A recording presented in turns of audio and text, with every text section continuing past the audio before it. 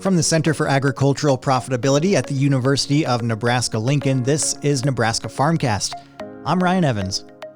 When it comes to marketing feeder cattle in 2023, current calf prices are leaving some cow-calf producers optimistic about profits this year, even though forage availability continues to be tight and input costs continue to be high.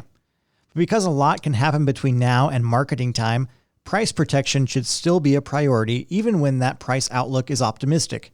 That's according to Jay Parsons, professor and farm and ranch management specialist in UNL's Department of Agricultural Economics and Center for Ag Profitability. He's authored a new article on our website at cap.unl.edu, and he's here to discuss the importance of protecting prices and how livestock risk protection insurance and recent enhancements to the program can serve as a valuable tool for managing market risks. Hey, Jay, thanks for joining me. Hi, Ryan. Thanks for having me on. So how has the current calf market situation here in Nebraska been?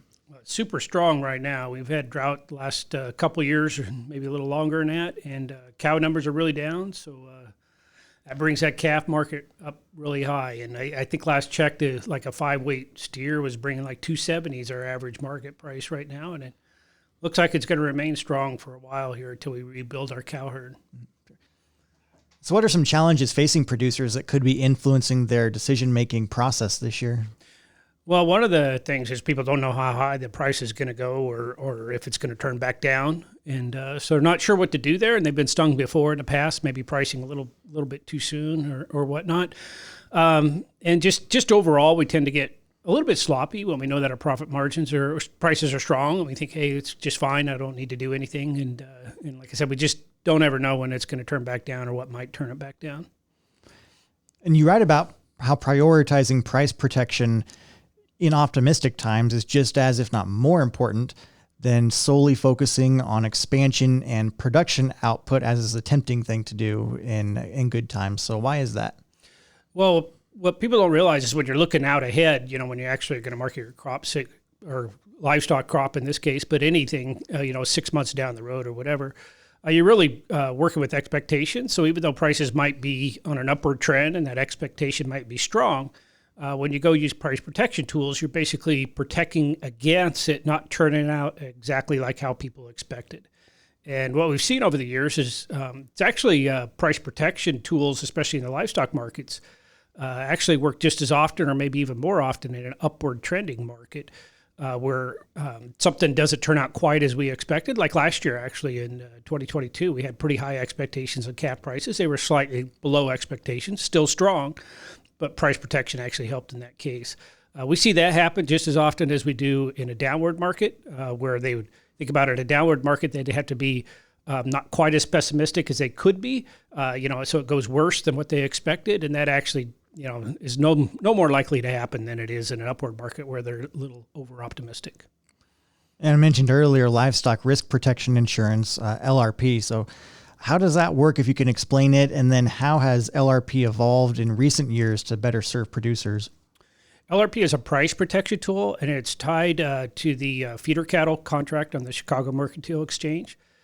So there's adjustments made for different weights and different sexes of animals, but there's a feeder cattle version of it that's tied directly to that feeder cattle contract. There's a fed cattle version of it for those that are feeding them out to slaughter weights.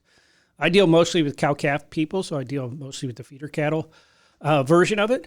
But it's essentially, if people are familiar with how put options works, it's essentially how it works, but it's what we'd call a European put option, which means there's no backing out of it partway through. You basically buy the protection for a premium, and that protection will have an end date on it that it's triggered or looking at in terms of triggering an indemnity.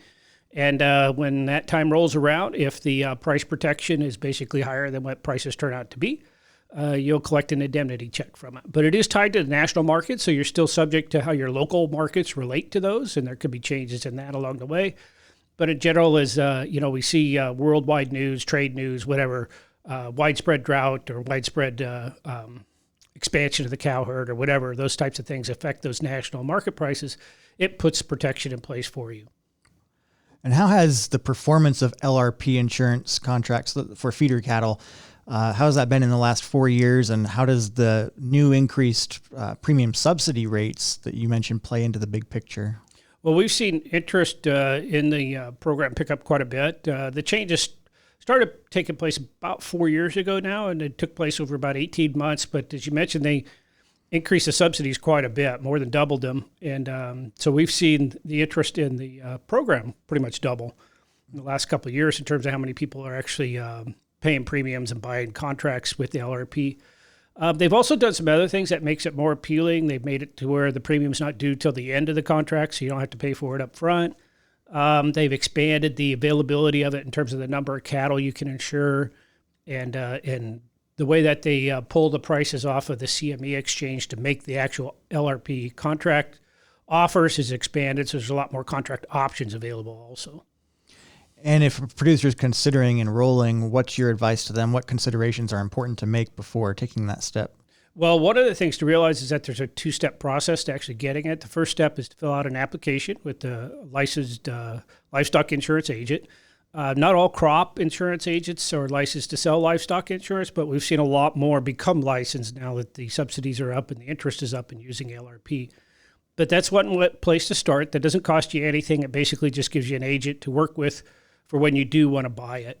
And then the second step of it would be to actually purchase it. And that's has to be done when the markets are closed. So it's important to have that application out of the way so you have basically a clear path once you decide you want to buy it to get a hold of that agent and say, I want to insure so many head at such and such rate, price and for this date, end date. And you can work that fairly quickly. The other thing is just talk to other producers that are in your neighborhood or in your area that have used it, and keep that phone line open with your insurance person because they've likely got a lot of experience too using it and selling it to other producers. Perfect. Well, that's Jay Parsons, professor and farm and ranch management specialist here with the Center for Ag Profitability at UNL. Do check out his new article up on our website at cap.unl.edu. We've linked to it in the podcast description here, and you can find out more about marketing calves in 2023 here and the use of LRP and other tools. Thanks, Jay. Thanks, Ryan. Nebraska Farmcast is a production of the Center for Agricultural Profitability at the University of Nebraska-Lincoln.